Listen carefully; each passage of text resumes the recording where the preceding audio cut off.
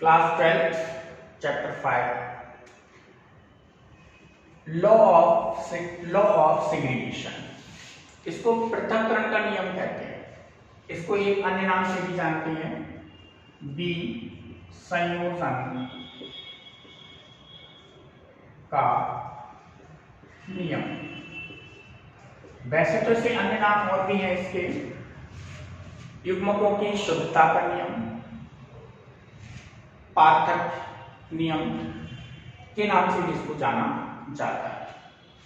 यहां पर क्या होता है, इस दूसरे नियम के तथ्यों के अनुसार, मेंडल के दूसरे नियम में तथ्यों के अनुसार क्या बताया गया है कि दोनों एलील साथ साथ रहते हैं और आपस में घुल नहीं पाते हैं। देखिए ये कैपिटल टी और स्मॉल टी इस F1 पीढ़ी में दोनों एलील क्या है, साथ साथ हैं, लेकिन ये आपस में क्या नहीं हो पाते हैं, घुल नहीं पाते हैं यहाँ पर। तो घुल मिल क्यों नहीं पाते हैं उसको हम आगे पढ़ेंगे। तो हम F1 में यहाँ पर क्या देख रहे हैं कि दोनों एलील घुल मिल नहीं पाते, ठीक है। अब ये क्या करते हैं, अगली पीढ़ी में जाकर यानी F2 पीढ़ी में जाकर अपने लक्षणों को प्रदर्शित कर देते हैं, यानी अपने लक्षणों को व्यक्त कर देते हैं। तो F2 पीढ़ी में यहाँ पर क्या हो गया, लंबे पौधे और जो बौने पौधे हैं वो यहाँ पर किस अनुपात में मिलेंगे, 3:1 में प्राप्त होते हैं। यहाँ पर F1 की जो पीढ़ी है यहाँ पर एलील साथ साथ हैं लेकिन अपने लक्षण को अभिव्यक्त नहीं कर सकता है। क्यों नहीं कर सकता है, इसको हमने आपको पहले नियम में बताया था, पृथक्करण के नियम में बताया था।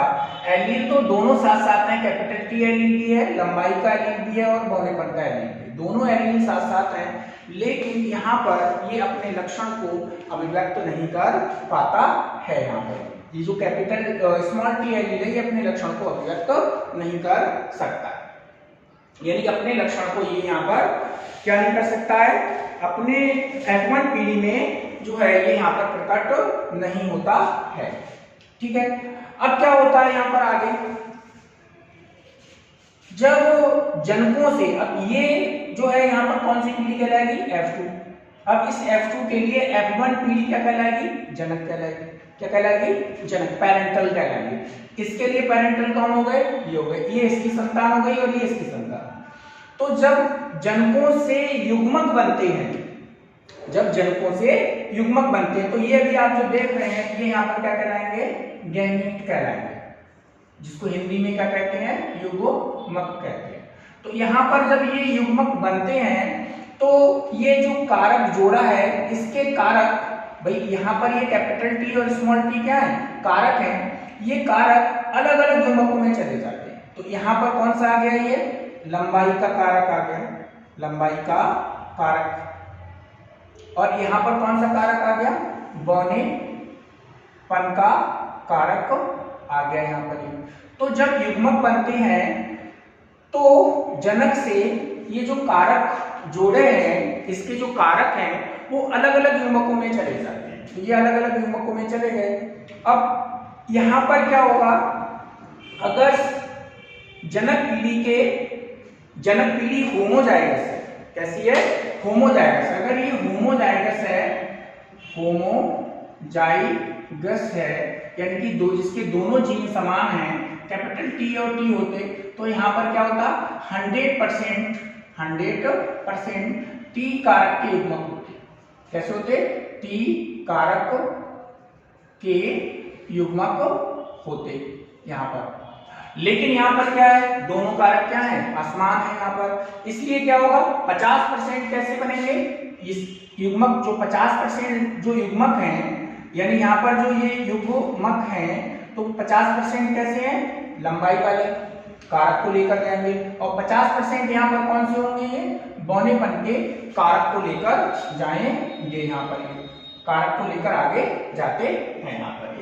तो कहने का मतलब ये है कि जब जनक से युग्मक बनते हैं तो ये जो कारक हैं वो विसंयोजित हो जाते हैं, यानी कि अलग अलग हो जाते हैं। यहाँ पर कारक आपस में घुलते मिलते नहीं है, साथ साथ रहते हैं लेकिन यहाँ पर घुलते मिलते नहीं है। क्यों नहीं घुलते मिलते हैं? क्योंकि यहाँ पर एक कारक प्रभावी हो जाता है, दूसरा कारक अप्रभावी हो जाता है, और जो प्रभावी होता है वो अपने लक्षण को यहाँ पर दिखा देता है। लेकिन जब युग्मक बनते हैं, अब ये युग्मक पुनः फिर इनका संयोजन होता है। जब संयोजन होता है तो ये अपने लक्षण को पुनः फिर से प्रदर्शित कर देते हैं। जैसे F2PD में अगर आप देखेंगे तो 3 पौधे कैसे हैं? लंबे। अब ये जो स्मॉल टी कारक जिस जाइगोट के अंदर चले जाएंगे वो पौधा कैसा होगा? बौना यहाँ पर होता है। तो अगली पीढ़ी में जब ये मिलते हैं तो पुनः फिर से अपने लक्षण को प्रदर्शित कर देते हैं यहाँ पर ये। तो पृथक्करण का जो नियम है, विसंयोजन का नियम है, वो यहीं पर लागू हो जाता है। ठीक है।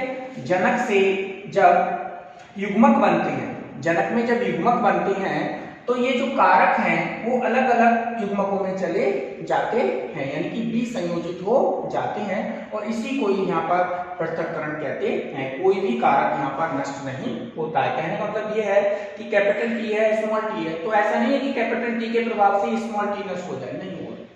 जब मौका मिलेगा तब ये अपने लक्षण को प्रदर्शित कर देगा। जैसे अभी यहाँ पर इसको मौका लगा, स्मॉल टी और स्मॉल टी आ गए तो इसने बौनापन यहाँ पर प्रदर्शित कर दिया। यहाँ पर ये कैपिटल टी स्मॉल टी रहे तो यहाँ पर ये क्या करेगा? यहाँ पर प्रभावी कैपिटल टी वाले ने अपने लक्षण को प्रदर्शित किया, इसलिए लंबा है। तो ये जो है किसके समान है?